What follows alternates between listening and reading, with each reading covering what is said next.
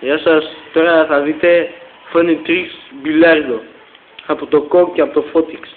Άντε, αρχίδα. Καθίστε να κάνω zoom. Εντάξει. Το έχεις. Λίγο ήθελε, τώρα θα δείτε. Για λίγο. Μια μπάλα, φεύγει. Πού πάει? Είναι ένα μικρό ατύχημα, όμως τώρα συνεχίζουμε με το ίδιο ρυθμό. Άντε, Φωτιάδη, Φώτη, εσύ είσαι. Κάν' το μαγικό σου, με τρελαίνεις. Πέτυχε τις μπάλες. Αλλάζουμε μεριά. Η μία πάλι έφυγε. Όχι.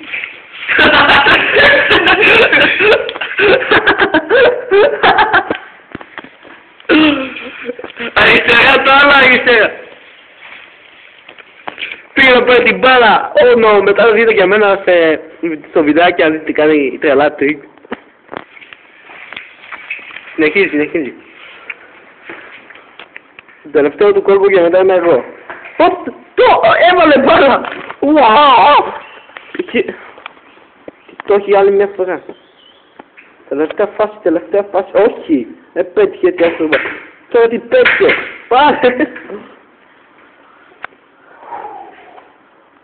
Κουράστηκε. Τόσες ώρες.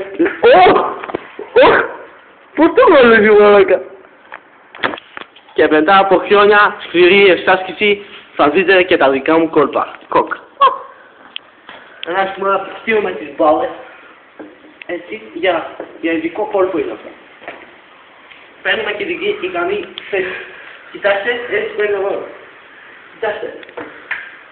Αυτό με 3 κουμπίματα είναι.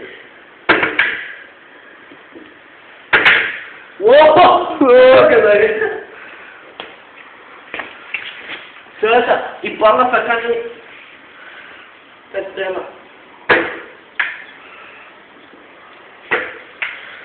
Και τώρα τελευταίο.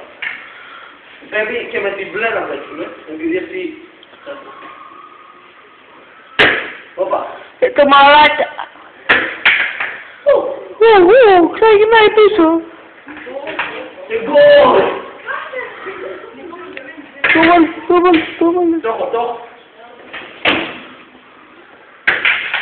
Τώρα. Έχω κι άλλοι. Εγώ καλά. Αυτός ήταν. Και εγώ ήμουν άλλο βίντεο.